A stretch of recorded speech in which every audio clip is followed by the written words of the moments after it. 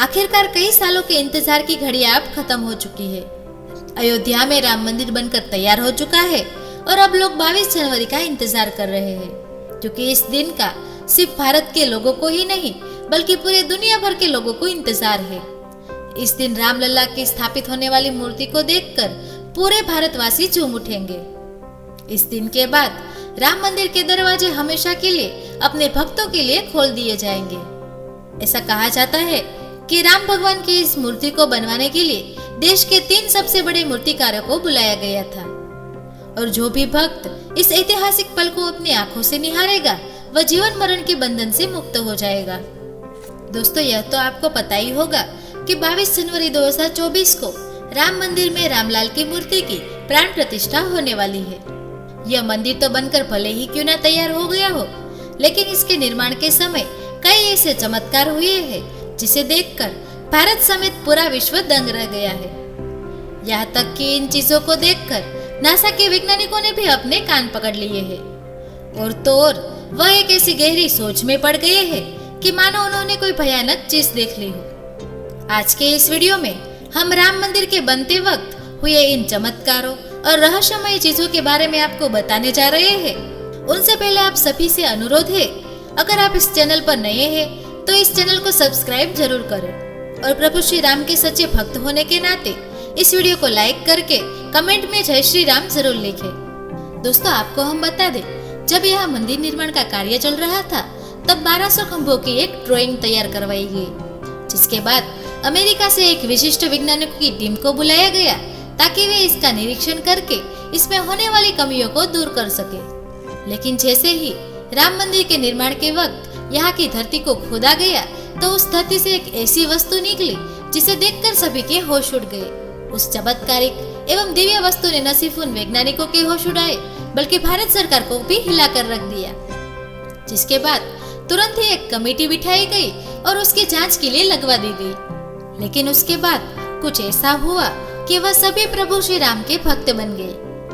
दरअसल यह बात तब की है जब राम मंदिर के निर्माण के समय अमेरिका से थॉमस नाम के एक वैज्ञानिक जो भारत दौरे पर आए हुए थे, यहाँ पर आकर उन्होंने देखा कि राम मंदिर का निर्माण का कार्य तो काफी चल रहा है, जिसके बाद उन्होंने भी अपना रूटीन कार्य करना शुरू कर दिया।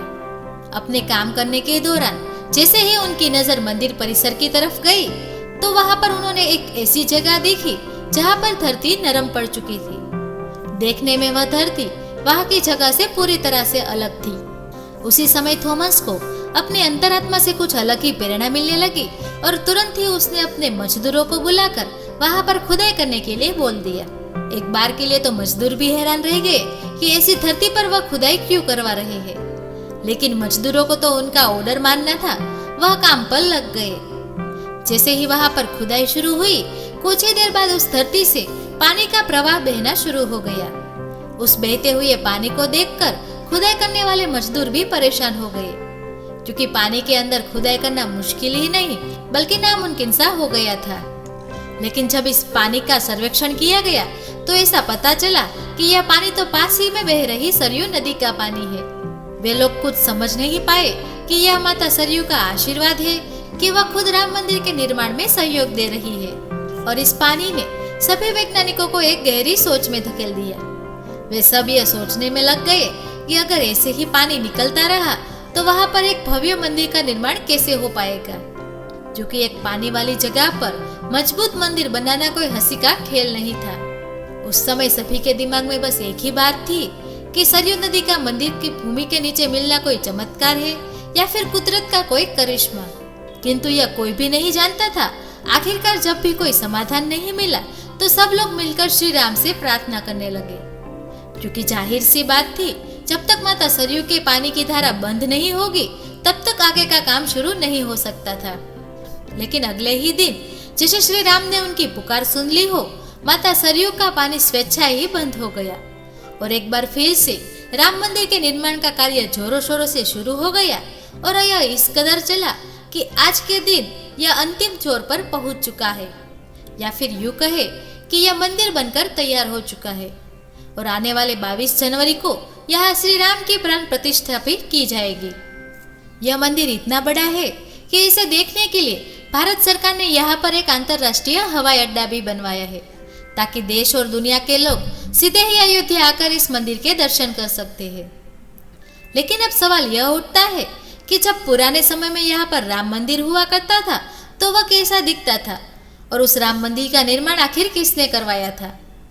यह रहस्य आज तक सीमित लोगों को ही पता है। ज्यादातर लोगों को इसके बारे में कुछ भी मालूम नहीं है।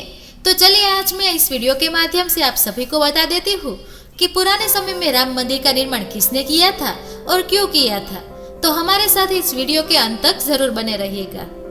दोस्तों, यह पवित्र अयोध्या नगरी जो हिंदुओं के लिए बहुत ही ज्यादा महत्वपूर्ण है क्योंकि यहाँ पर स्वयं प्रभु श्री राम का जन्म हुआ था, इसीलिए इसे राम जन्मभूमि भी कहा जाता है। इतिहासकारों के अनुसार कौशल प्रदेश की प्राचीन राजधानी अवध को कालांतर में अयोध्या एवं बौद्ध काल में साकेत भी कहा जाता था।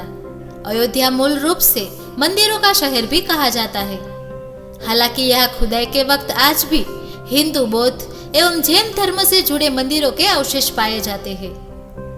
इस अयोध्या नगरी का वर्णन वाल्मीकि रामायण में भी मिलता है। कहते हैं कि भगवान श्री राम के जल समाधि लेने के पश्चात अयोध्या कुछ काल के लिए उज्जड़ सी हो गई थी।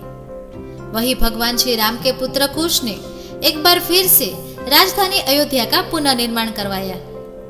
इस निर्माण के बाद सूर्यवंश की अगली 44 पीढ़ियां तक इसका अस्तित्व आखिरी महाराजा बृहदबल तक अपने चरम सीमा पर रहा।